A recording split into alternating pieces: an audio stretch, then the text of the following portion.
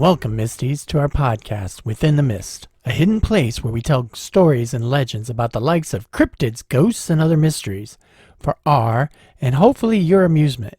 I am your host, with a pocket full of anus seeds, Gary, with my wife and co-host, GoldieAnn. Hello, GoldieAnn. What kind of seeds? Anus. Anise. No, it's actually A-N-U-S-S, pronunciation-wise. Really? Yeah, the way I looked it up. Wow. So whether it's anus or anise, it's going to be an important part of today's story. Wow. But I have a pocket full of them. Okay. Just so you know. Okay, I got a pocket full of something else. Ah. Well, GoldieAnn, before the podcast, I was speaking to an old friend of mine who was having girl trouble. It seems he told a girl to text him when she got home after their date. Okay. Well, it seems she must have been homeless. Oh, ouch. That took me a minute. I'm like, what? That's not funny. I saw the confusion on your face for so long. I'm like, wow, that's rude. That's not funny at all. Okay. That was funny. Okay. With the little light bulb dinged, huh? Mm-hmm. Great. Wow. Well, before we begin, I do want to tell everyone that I was recently interviewed by the Beyond the Woodline podcast, and I would like to thank Joe De Hoyos for allowing me to be a guest. I highly recommend everyone check out his video chats on his Facebook group and visit his podcast on Spotify, which I will have their links included in the show notes. Also, brand new for us is we are now on TikTok. My daughter convinced me that it would be fun to give little 2 to 3 minute blurbs about some of the subjects we discuss. So I'm going to now post a new video each day, so be sure to check it out on TikTok under Within the Mist podcast. And I am not part of these. This is strictly him. You are more than welcome to create some yourself. I don't want people to see my face. I like seeing your face all the time. Aw, how sweet. So, today's episode contains what some members of the audience might find a bit unsettling. So please be forewarned. We are storytellers who have gathered together information on some of our favorite mysteries to bring to you. We don't attempt to scare our listeners on purpose. Well, maybe a little bit. Listener discretion is always advised. So now, GoldieAnn, let's take a walk within the mist. She is said to dwell in the forest to lure men to their deaths with her incomparable beauty. What? No, I'm not. Men can't help but become enthralled by her beauty. She wears a white dress with beautiful, shining black hair that falls to her ankles. She seduces her victims before throwing them over a cliff and finally ripping out their heart. Today we discussed Xtabay. The Xtabay is described as a ghost or supernatural spirit that lurks around at night, not only in the forested or rural areas, but sometimes in the cities of the Yucatan. She can appear in the broad daylight only if no one else is around for quite some distance. She is dressed in all white, sometimes including a veil, and her hair is as black as midnight, draping down past her shoulders. Her dark eyes can become even darker, just until they are black orbs if she is ever angered. The Xtabay floats between the spiky thorns of a ceiba grove, a tree sacred to Mayan culture as a link between the heavens and the underworld, life and death. There, she brushes her hair with the thorns of the tree and waits for drunk, lost men who find themselves stumbling through the night. The legend of the Xtabay connects the lives of two women living side by side within their village located in Yucatan, long before European settlers made their way across the ocean. Both were very beautiful on the outside, but only one was truly beautiful on the inside. The other held only darkness. Chapter 1, Two Beautiful Women. Long before history was written, it was dependent upon oral traditions to pass down the stories from one generation to the next. It was during this time that there lived two young women in a small village of the Yucatan. They both grew up together as sisters, from innocent infancy to blossoming adulthood in that village. There was no doubt by any of the inhabitants they were both the most beautiful maidens that they had ever seen. Their names were Xtabay and Utzkolil. Though they were both similar in appearance, they were very different in attitudes. Xtabay was openly friendly to everyone she met. She was warm, and she enjoyed every opportunity to laugh and flirt to attract the attention of men, even from faraway villages. She always took the opportunity to talk to others, and the villagers looked down on her because of this behavior. Utzkolil, however, was aloof and reserved. She viewed men as unworthy of her beauty and rejected them outright as beneath her. The villages admired her for her virtue and her purity. That's a little rude, though. That pretty much defines how she was. Okay. Even though Xtabay did multiple good deeds for the poor and tended to the sick animals and people, the town folk would not see past her promiscuous behavior. They took every opportunity to be cruel to her. They ridiculed her and belittled her, not valuing her for her kind heart, but rather treated her harshly for her free spirit. He even got to one point that they wanted to banish her from the village. The only reason that they didn't was that the residents were having too much of a good time tormenting her so much. Therefore, they really didn't want her to leave. The beautiful young woman whom the town admired, Utzkolil, thought everyone was inferior to her and was not helpful to others at all. She turned a blind eye to the sick and hungry, and to all the others in need. And despite this, the townsfolk still admired Utzkolil, simply because she was chaste and did not frolic with strange men. She became an unattainable idol that they practically worshipped in the village. Years passed until one time Xtabay was missing. Her disappearance lasted for over a week, and the people in the village thought she had simply been away gallivanting with men in a neighboring town. It caused them to sneer whenever the subject of her disappearance was mentioned. It wasn't until someone passed by Xtabay's house and smelled a very strong, very sweet smell that the townsfolk became concerned. When they entered her home to investigate, they found the body of a woman they had ridiculed lying on her bed.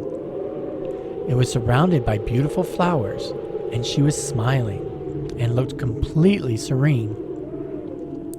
Several animals that Xtabay had nursed back to health were watching over her body. The jealous Utzkolil said that the beautiful fragrance and the many flowers was simply a trick of the devil, who was trying to fool them into thinking that Xtabay was something special. Those that Xtabay had helped during her lifetime came together and had a beautiful funeral for her. After they buried her, mysterious flowers sprouted up near her grave. The wind carried the scent throughout the countryside. Utzkolil became consumed with jealousy of all the attention, and she declared that once she died, that there would be more flowers of the most beautiful colors, and that her body would smell more fragrant and beautiful than Xtabay's, because throughout her life, she remained celibate and was purer than her. The time did come, and Utzkolil died, never knowing a man, and was chaste to the very end. To the surprise of everyone, however, her corpse smelled terrible and seemed to rot instantly in her bed.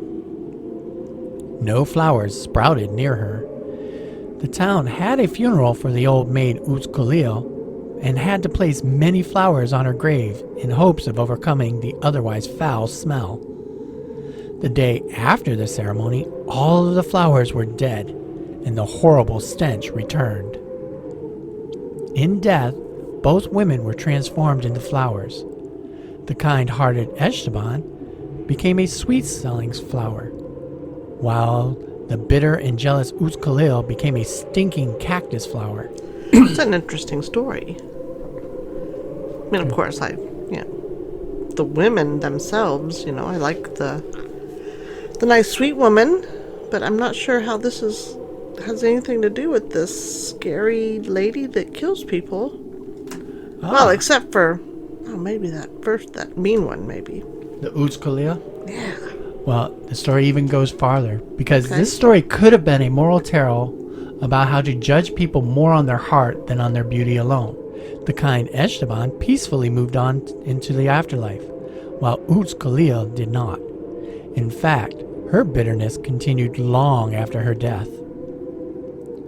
Chapter 2: Rebirth and Curse. Now unhappy with her fate after death, Khalil called upon the evil spirits of the jungle to transform her back into a woman. She believed that perhaps the reason why she turned into a smelly flower after death was because that during life she did not know the love of many men like Xtabay did. As a new woman, Khalil would have a second chance. Now, why the powers of the afterlife granted her request, we'll never know. Were they offering her a second chance? Or did they know that this request would be more of a curse than any type of blessing to the cruel Khalil? Regardless of the reasons, they did let her spirit return to the realm of the living. Damn. With this... That's dumb. Dumb on whose part? People the spirits, the evil, letting her back in. Well, it did give her a second chance, and with her new second life, however, Khalil discovered that she just was inexperienced in the art of love. She needed more than just her beauty. She did not know how to win the affections of a man. Only by tricking and trapping men could she experience any form of love. But this would prove to be empty because she had no heart to feel love. So now, Khalil was forced to roam the forests and the back roads of the Yucatan, preying on unsuspecting men, and earned the nickname of Xtabay. The Xtabay will lure men with her beautiful voice, much like a siren singing their name from the darkness, and will promise him all of her love. In the man's hypnotic state, she seduces him, brings him to endure methods of torture, sometimes ending in death. In some versions of the story, after the Xtabay has her way with the man, she turns into a snake and devours him. In other versions, she throws her victims over a cliff or eats out the man's heart. Oh, gosh. Wow. So now do you see the connection between the cruel Khalil and now the Xtabay? What about the nice one? Well, she passed on and she went into the afterlife to basically gain her rewards. Oh, okay. So she's not. Okay. No, her part of the story is over. Okay. So now we just have to deal with the evil side. Oh, dear. Many stories are told in the Yucatan in an attempt to warn young men of the dangers of becoming ensnared by the Xtabay. Anyone could become her victim if they do not pay heed. However, there are those who do not often pay attention and are ensnared. Chapter 3: The Dance. One night, after a dance was ending in the town of Merida, a member of the Spanish settlers, Jacinto, walked a young woman home, thinking he was going to be lucky, and she would become the latest of his conquests of native girls here in the Yucatan. He was very drunk from brandy, and she had had some too, though much less. Between the hugging and the kissing, he was ready for the next part of the evening to commence. Jacinto and her didn't dance much at the party. In fact, he had not noticed her until almost as the party ended. She had asked him to accompany her home, something that Jacinto took as a possible entanglement, and he accepted willingly. When Jacinto asked her name, he was surprised at her response. "Xtabay," she said. "My father named me that because he thought I could use such a name." Jacinto smiled and replied, "Your father was right." The pair walked on a white dirt road covered in shadows. The moonlight made it seem like the trees were long arms waiting to catch them, or tentacles that belonged to some strange being that moved against the wind. They walked by many mud and palm houses. Jacinto started to become nervous of just how remote they were traveling. The woman beside him replied, "Soon, soon we will arrive." She smiled at him flirtatiously. Now Jacinto had heard of the Mayan legend of the Xtabay, but he did not believe it when they said such a woman could bewitch commoners to make love to them and then leave their dead bodies at the bottom of a ceiba tree after their encounter. They were simply the tales of the uneducated. Jacinto was smarter than that. Eventually, he could see the silhouette of a tree in the distance. As they got closer, it almost seemed like this giant tree was getting larger and larger, sprouting from the ground, its leafy branches covering their path. They, at this point it seemed to the young man, that they had been walking for hours and still had not reached her home. Just as he was about to mention this, Xtabay said, "We are here."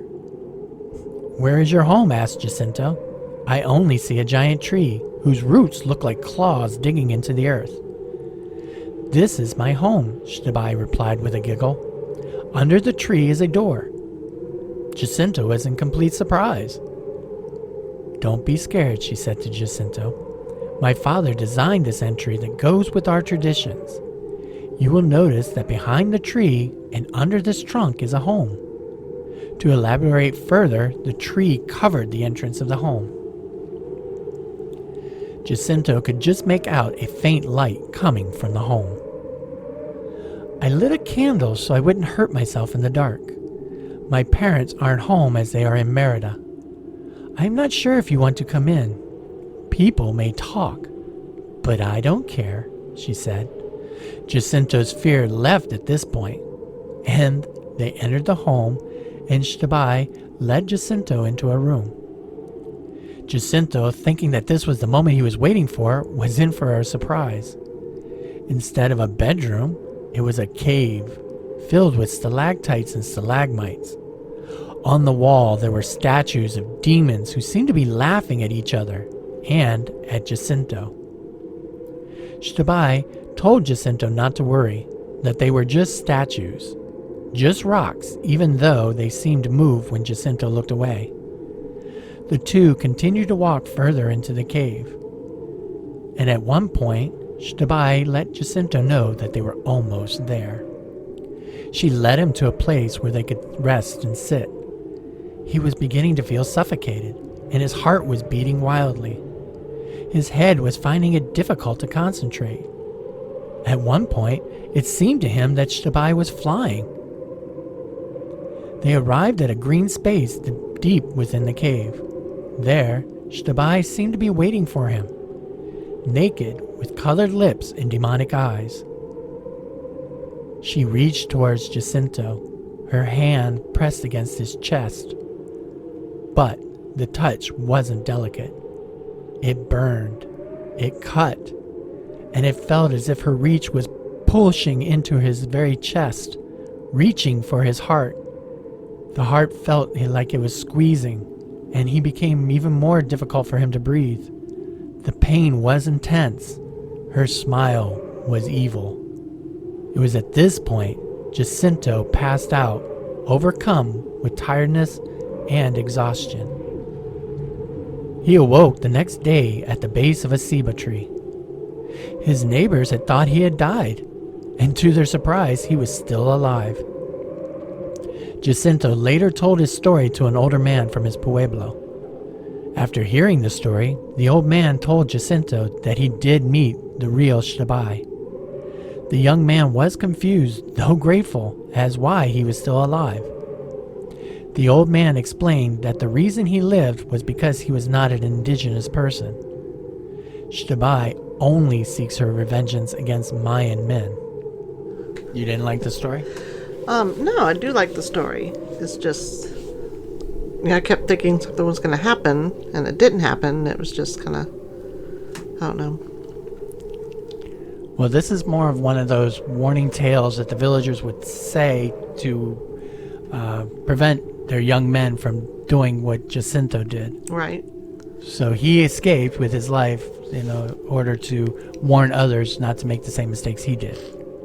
There have been some documented police reports that do tie into men encountering the spirit.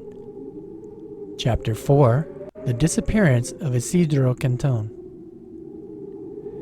An interesting missing persons report exists in the files of the police station in the city of Merida, capital of the Mexican state of Yucatan. The event took place in the early 1990s just outside of the town and involved a 55-year-old man named Isidro Cantun. Isidro's wife became worried one day rather quickly because her husband was normally home by 7 p.m. and was never late. On this day, however, Don Isidro failed to return home from his work. At nearly midnight, his wife left with her children and relatives to form an informal search party to look for the missing man. The search party began at the bus stop about a kilometer from their home, which was a pickup and drop-off point for Isidro. He would wait there for the bus that took him to and from work in Merida. Isidro's family went door to door asking people who lived near the bus stop if they had seen their beloved patriarch. No one knew anything, and there was no sign of Don Isidro. Several of the family members went to Merida the next morning. They attempted to find him by visiting the hospitals and the local Red Cross. Other family members searched the lonely stretch of highway, but produced nothing. By the third day, some 100 people over an area of several hundred kilometers were involved in the search. Eventually, they had no choice but to report Isidro as a missing person to the police. On the fifth day of Isidro's disappearance, some young people were walking along the road near Isidro's bus stop and saw an emaciated and distressed man sitting on a large rock. They recognized him because they would see the same man sitting on the rock every day to wait for his ride into the city. It was the missing Isidro. They immediately called the police and the local village clinic because Isidro seemed very dehydrated. It appeared as if he hadn't eaten in weeks.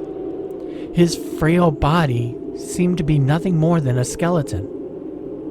When Isidro tried to stand up, he was so weak he almost fainted. Everything about Isidro made him look much older, much weaker, and much frailer than the man they once knew. After Isidro received the immediate treatment he needed in the hospital, his family arrived. He told the tale of what had happened. According to Isidro, he had walked from his home to the bus stop and sat on the rock underneath the cedar tree as he did every weekday morning.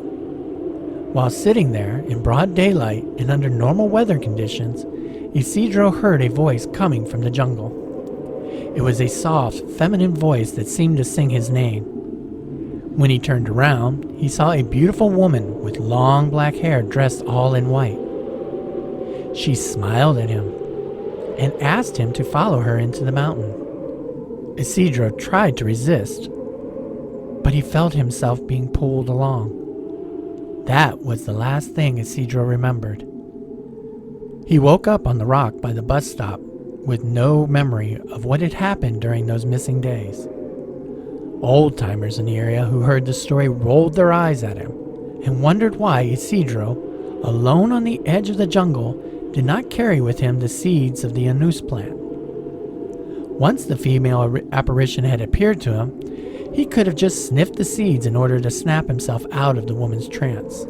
The old-timers knew what had happened. Isidro had encountered the Xtabay. So here you have an actual police case where he met up with this spirit and disappeared for 5 days and pretty much almost killed him. Yeah, but he got out. How did he get out? If she's supposed to kill these people, why are these people getting out? Her whole point is not to kill men. She's trying to earn their love so that she can become as beautiful on the inside as a flower. Oh. So what she does is she tries to woo and seduce these men. Sometimes it works. Sometimes they make her mad. It's when they make her mad that she kills them. Aha. Wow. Now, okay, please remember, this guy was a little dehydrated, so maybe he earned her affection and he let her go. She let him go with just after 5 days. Wow. Must be nice. Oh, he doesn't remember it, so it couldn't have been that good. Oh, ouch. Luckily for Isidro, he survived his encounter. However, his story does bear similarities to many other stories told across the world long before there was a connection. How could the same type of story be possible between these regions? Is there a link between the Xtabay and other spirits? Chapter 5, Similarity to Other Folktales. Now there are many parallels to the legend of La Llorona. La Llorona. Love her. Okay, don't love her, but you know. Okay, well, for those who don't know, she is a ghost who is said to wander Mexico searching for her children and luring away any living children she comes across. Variants of La Llorona legend are told throughout Mexico, and because of the Llorona figure can be pitied and feared at the same time. Throughout all versions, however, she is known as the White Lady because she wears all white. Xtabay is often compared to the legend of Llorona, but instead of snatching children from the sides of the river and ditches, she targets grown men. You're such an American. La Llorona. La Llorona. Now, a white lady, or woman in white, is a type of female ghost, typically dressed in a white dress or similar garment. They were reportedly seen in rural areas and associated with local legends of tragedy. White lady legends are found in many countries across the world. Common to many of these legends is an accidental death, murder, or suicide, and the theme of loss, betrayal by a husband or fiancé, or unrequited love. There's also another lady in white ghost for the region, in La Machele. She was said to have had 3 sons by 3 different men, and she drowned her 3 lovers, but is now cursed to look for them along the rivers and calls to them endlessly. That's crazy. People who look at this lady in white have their necks stuck in the position in which they look at her and must be cured by a native healer. With so many different legends of women in white, but being all similar spirits across the world during a time when communication across the oceans was impossible, it is amazing how similar these spirits are. Could Xtabay be a lady in white, trapped from the spirit world in ours because of unfulfilled love, and now cursed to take revenge on all men? What do you think? That's awesome. I didn't realize there were so many of them, and they're all so similar. Exactly. It seems every culture has their own version of a lady in white who is out to take revenge either on men or on children. Yeah. So maybe there is something to it when you have so many different versions all being so similar. The legends of the Xtabay do give warnings to avoid her, but they also provide means to protect yourself should you become enthralled by the spirit. Sorry. I'm a 2-year-old. I don't think they had that kind of protection back in those days. Okay. They obviously needed it. Now, avoiding Xtabay would be the preferred protection against having your heart eaten out, or any of the other various tortures she effects on men. There is another key to save yourself. One elder from the town, a man named Victor Mata, claimed to have seen the Xtabay several times, and each time he has defeated her hypnotizing song by smelling the anus seeds. Anus is an herb utilized in foods as a flavoring agent. It has a sweet, aromatic scent that resembles black licorice. It is commonly used in alcohols and liquors such as anisette and ouzo. Xtabay's powers resides in the flowers that sprung up around her grave when she died. Her hypnotic aroma affects men much like pheromones or perfumes. Using the potent smell from the anus seeds is said to break the spell and enable the victim to escape her clutches, much like silver affects a werewolf or a cross affects vampires. Now I kind of wonder how this would work on me because I don't have a sense of smell, so would she have any effect on me, or if she did, would I be able to break her spell with an ability to smell the black licorice of the anus seeds? Well, it's just from her or from smelling her? According to the legends, it's usually her beauty attracts your attention to her, and then she lures you in with her song, and then the pheromones is what casts its spell, and that's why people can't remember seeing her or what happens to them with her. Yeah, you'd probably be okay. Well, I have you to protect me, right? Yeah, sure. You're fulfilling me with so many confidence. Now, putting all of this together, we can talk about some of the theories behind the legend of the Xtabay. The name Xtabay probably comes from the name of a minor ancient Mayan goddess called Xtab, who was a patroness of hunting by use of traps and snares. She is depicted as a woman wearing a hangman's noose. Some anthropologists also believe that Xtab was the goddess of suicide, specifically death by hanging. The ancient Mayans considered suicide a noble act, and Xtab was there to escort those who had committed suicide through to the afterlife. Those who hanged themselves went on to this heaven of theirs, said that the goddess of the gallows, whom they called Xtab, would bring them to rest from the sadness and troubles that they had experienced in life. It is possible that sometime during the colonial period, changes to the legends of the ancient Mayan goddess of Xtab has somehow morphed into making her a jungle demon who entraps or snares men to their doom instead. Catholic religions do take a less approving view of suicide and a darker opinion of a goddess of suicide, making Xtab into a more sinister Xtabay. As a cautionary tale, the legend of Xtabay is part of the contemporary Mayan culture. As myths continue to influence current beliefs, in the Yucatan Peninsula, the word Xtabay illustrates undesirable behavior in women and men, and the legend is used by mothers and grandmothers to entice good behavior in children. This is meant to serve as a warning against the dangers of marital infidelity in the modern world.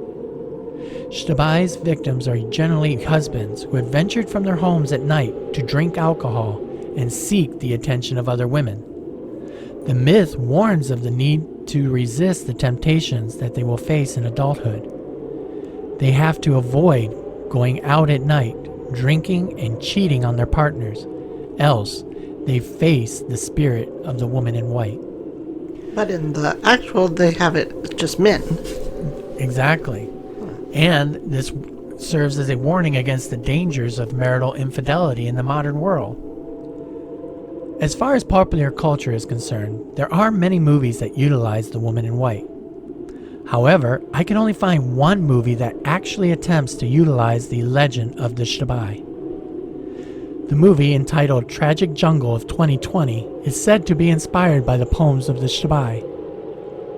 To escape an arranged marriage, a woman flees into the depths of the Mayan jungle, where untamed nature merges the human and the supernatural. As she is captured by a band of criminals, they each eventually fall to the Xtabay. It is in Spanish, but does have English subtitles. So putting all of this together, GoldieAnn, what are some of your final opinions? Wow, I think I need to figure this out more. So, I've always been fascinated with, like, La Llorona. And this is so much like it. But, I mean, I seriously never heard of anything other than, this type of story. And they're all so similar. It's insane. Correct. And they're all by cultures that did not have the opportunity to talk to each other. So it's not like someone told their story of the lady in white to, person B, and then person B started spreading it around their country. There was no internet. There was no telephones or telegraph or anything. These cultures created the lady in white on their own, individually, with the same effect. Yeah. So it's kind of interesting that this might be more than just ghost stories. Absolutely. Well, being sure to have my handful of anus seeds before our walk tonight, I suppose this is a good time to make our way back out of the mist and bring this episode to a close. Special thanks to David Facilian and Facilian Studios for the introduction music. We would like to ask you to please leave us a review on the podcast provider you are listening to this podcast on. It helps promote our show. We are on social media and would love to hear your stories or opinions about the Lady in White. You can reach us also on our Facebook page, Within the Mist Podcast. And we're on Instagram and Twitter. Plus, we have an email at withinthemistpodcast@gmail.com for any of you who would like to share your stories. We love hearing about your own personal experiences. We hope you enjoyed our stories about the Xtabay, and we'll come again for another episode. Please spread the word to your friends who would enjoy listening to our tales about cryptids, ghosts, and other things that go bump in the night. Until then, we hope you make your way out of the mist safely and perhaps a bit more curious. Goodbye, everyone. See you later. Be careful out there.